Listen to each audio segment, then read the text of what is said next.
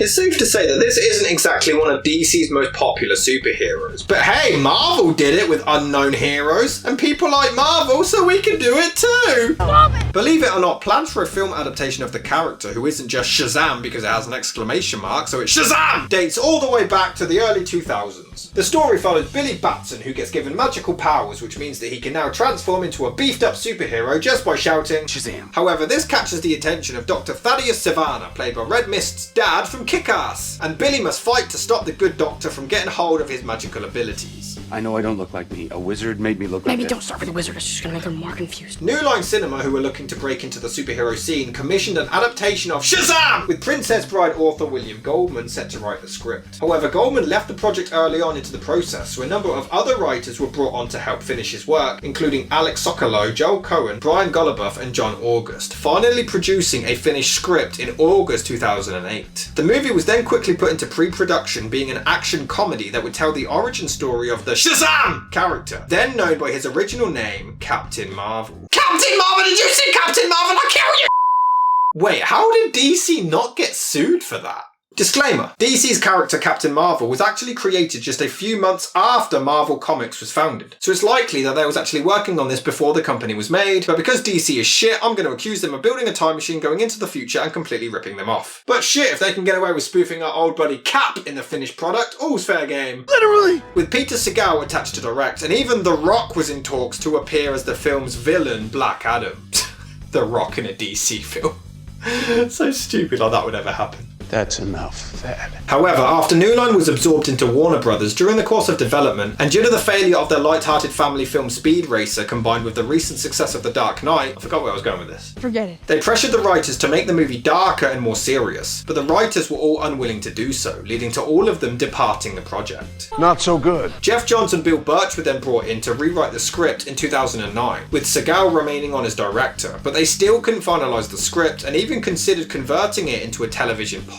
However, by December 2013, the project was finally announced to be no more, as the similarities between Shazam and Superman became an obstacle for the project following the release of Man of Steel. No shit! Eventually, DC finally pulled their trousers up following the success of Zack Snyder's Superman film and confirmed that the Shazam movie was back on in 2014. The Rock was still attached to the project, but he was unsure whether he would play Shazam or Black Adam. He eventually decided on the latter, but ended up dropping out of the film altogether, in favour of making another movie in the future, which I'm sure will just do amazingly well. Oh, snap. In September 2016, Darren Lemke and Henry Gayden were then hired to write a new script, and by February the next year, David F. Sandberg was picked as director. He had initially been approached to direct a Venom movie for Sony with myself as the obvious lead, but he chose Shazam as he was more familiar with the character, and it would have meant working with his regular crew that he had already worked with at New Line. That's crazy, right? When casting the titular character, John Cena, Zane Holt, Jake McDormand, Derek Feller, and Billy McNusson all auditioned until Zachary Levi was cast. However, problems arose with how to portray the character on screen. In the comic, Shazam was a teenager named Billy Batson who would transform into his adult superhero persona upon saying his iconic catchphrase. Initially, the filmmakers wanted to use digital effects to de-age Levi in order for him to portray his younger self, but they eventually realised upon using their time machine again to see Indiana Jones 5 that this would have looked stupid and been far too expensive. So they instead opted to cast a younger actor as Batson, eventually selecting Asher Angel.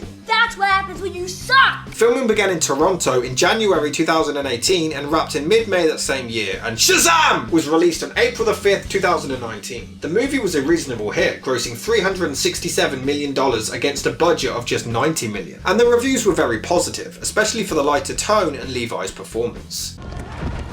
Stop it! Hey. Hey, Dad! Hey! Dad, you can't go crying to other people all the time. I mean, he just shoved him right in front of you, you prick. The opening is the backstory to the villain, who apparently takes a ride in the night bus from Harry Potter, before some last minute exposition and some story that someone wrote at the last minute on their way out the office on a Friday afternoon. Years have passed, and I grow weak. That is why I seek a champion to inherit my magic. You will never be worthy. I mean, he's like 7, mate, calm down. It is quite morbid, yet kind of amusing that they get into a car accident in slow motion to rip off the opening to Deadpool as the happiest Christmas music ever begins to play. Your magic grows weak.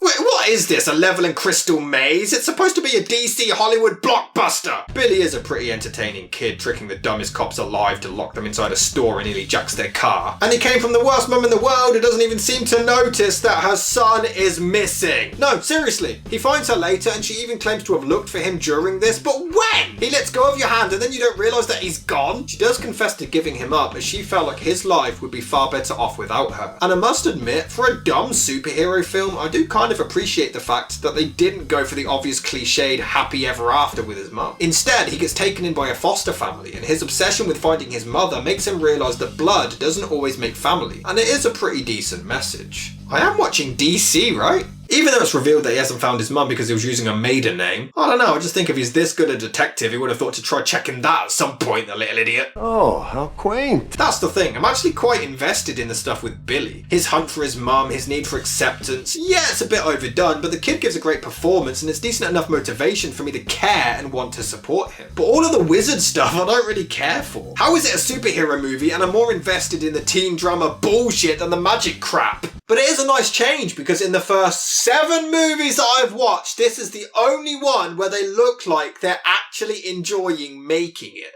It looks like they're having a blast and the movie's fucking hilarious. I think you're my mom.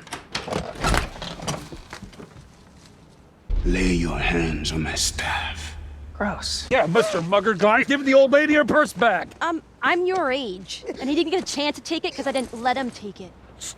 Good, yeah, good. You're really on top of this stuff. And that should teach you that old ladies, regular aged ladies like yourself, don't need your protecting. But we still don't know if the suit is bulletproof or if you are. Shoot him in the face. Shoot me in the face! In the face? Don't be worrying about everybody else. Always look out for number 1. Gandhi said that. I don't think he said that. Yeah, he did. Gandhi did not Somebody say, like Gandhi said take that. care of number 1. It was a really wise, it might have been Yoda. Listen. There's also a running joke that Shazam doesn't actually have a superhero name and it changes each time and it will never not be funny. His name is Thundercrack. Captain Sparkle Fingers. Maximum voltage, is it? Mr. Philadelphia. Human Power Storm. Frequency Flinger. Sir Zapsalot. Power Boy. Red Cyclone. The human power storm? Sir Zaslas. Guys. Okay. The red cyclone. His name is Captain Sparkle Fingers. He's a man of many names. He becomes good mates with his foster brother Freddy, played by Jack Dylan Grazer, but you just know if this was made 20 years later he would have been played by Frankie Muniz. And I must admit, it is pretty cool seeing him own all of this Batman and Superman memorabilia. They actually reference them throughout the whole film as well, including this ad-lib. Get him, Batman! But it is kind of a missed opportunity. They really should have gotten a cameo in there from Batman or Superman. It would have been pretty cool. But look!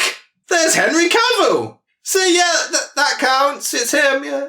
Well, yes. I would point out that they have an Asian kid addicted to computers as a racial stereotype, but later on they do have him be shit at martial arts, so I guess it cancels the racism out? In a sense, yes. But you can't tell me this isn't ripping off Buffy the Vampire Slayer's special effects. Look, I know I talk about it a lot, but it's the exact same visuals when someone gets dusted. Get Joss Whedon out of the editing room. Despite that, it does have some pretty decent visuals, I suppose. Even with Dave flying into people's heads. Brett, stop! Don't touch my brother! Or I will get some acting lessons, and then you're in for a world of pain. I will say, I love Zachary Levi as an adult, acting like a scared teenage boy. It's hilarious. You grovel like a child. That's because I am one. I'm a kid. Although it does lead to the cliche we've seen a million times before, where the main character is in a different body and has to convince their best friend that it's really them. So even though I do like this film, it does feel the need to repeat common cliches, like generic subway scene for the high school superhero, the hero enters the store and it just so happens to be mid-robbery, the sidekick claiming that he's friends with the hero but the bullies don't believe him, so now the hero has to show up and prove it, even though the hero is literally seen speaking to the kid on fucking television. A person is attacked or killed as the main person leaves the area as the doors slowly close. The sidekick gets kidnapped and used as bait. The stupid superhero tries learning his powers but fails miserably. I mean, it is pretty funny until... Oh, Christ. The villain doesn't murder the hero's family when using them as bait for no goddamn reason. They copy Monsters Inc. for some reason. Hell, this joke is overused. You think a pack of children can... Wait, what? but it still makes me laugh. They even copy the exact scene from The Amazing Spider-Man where they discuss the hero at the dinner table and the hero gets defensive, clearly giving them away that he's the goddamn superhero! And the movie itself does copy a lot of gags from previous films involving a child in an adult's body or vice versa. Hell, they steal the RV scene from Jurassic Park 2! Why is a DC superhero film stealing scenes from Jurassic Park 2? But I feel like the movie's goofy nature kind of excuses that. It knows it's silly, it knows it's goofy, and it just has fun with it. But would people really stare at him though? In a world with Superman, Batman, Wonder Woman, The Flash, Cyborg and Aquaman running around, a superhero is pretty much the norm now, right? I don't even understand why Freddy entertains this. A strange 30-year-old bloke shows up and claims to be your brother with no actual evidence, and he shows up to talk, and the parents just let young Freddy out to look for Billy all night. He's like 14. Why are all the parents in this film awful? The villain gives a great performance, but are we supposed to take him seriously using a magic 8-ball? No sillier than flipping a coin, I guess. The visuals are pretty cool before the obvious jump scare. Come on, we know it's coming. There it is. I just think the movie is funny in showing what a teenage kid actually would do if given these powers. I find it unlikely that they would just spring into action like Spider-Man. Realistically, they would use it to go and buy beer or go to a strip club and be completely irresponsible. Also, Seth Green can be briefly seen as one of the customers there. Why does Seth Green just randomly show up for cameos in superhero films? What the hell? He's just a make-believe hero trying to make money and doesn't even realise the severity of what he's been given, which makes it funnier. What he needs is a sidekick. Name one cool sidekick. Robin? No. Deck? No. Scrappy? Absolutely not. Jar Jar? Fuck no. Short Round! Short Round was cool. His first real test makes absolutely no sense whatsoever. A bus is hanging off the bridge, which he caused by the way, so when everyone celebrates and treats him as a hero afterwards, you know he nearly killed you. But anyway, he just stands and watches. But he has proven he can jump nearly as high as a skyscraper. He's proven he has super strength. I demand someone explain to me why he doesn't just jump up and move the bus back onto the fucking bridge.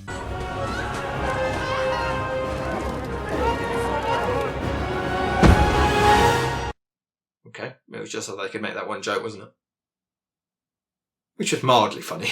Then he takes forever to put it down because of a dog! Just turn to the side, you moron! Freddy gets fed up with his ego, and this is more motivation that I can get behind. It's pretty solid. I would kill to have what you have. Just everything I do is like some desperate attempt to get people to notice me. Until the villain shows up demanding Kick-Ass 3. I mean, during the whole chase, why doesn't he just say his name and run and hide? Oh, alright, fair enough. But why doesn't he even try to use his electricity powers? I do love how annoyed the foster dad gets when Billy returns home, like they weren't warned beforehand that he's a problem child, and they insisted on taking him. There's a scene where Shazam attempts to fly in the mall, and a group of seemingly unimpressed shoppers can be seen in the background. These were actually visible crew members that were filmed by accident, and the editors had to digitally insert shopping bags to cover up the mistake. Fair play, nice save. There's also a nice sweet moment where Shazam helps a scared little girl with her father, and even hands her a stuffed tiger as it was what he always wanted as a child. This is actually a throwback to the comics, where Shazam had a magical talking tiger, Mr. Talkie Tawny, as an ally. 4 words. Kill the little girl. I mean, I'm pretty sure he could just get over there with a super speed and save her. This hero sucks! And at least unlike Thor, this dumbass decided to share his powers with those around him, which is a cool way to create a horde of superheroes. I've studied the fighting techniques of every single superhero. What do you got? Well, that's terrifying. Well, clearly he's not seen Superman 4. Good. Well, at least they finally did it. It took 7 tries, but they finally made a movie that I actually liked and consider good. Yes, it does steal cliches, and yes, it is dumb at points, but the movie is a lot of fun. And I think it embraces the word dumb. Shazam is just an absolute blast.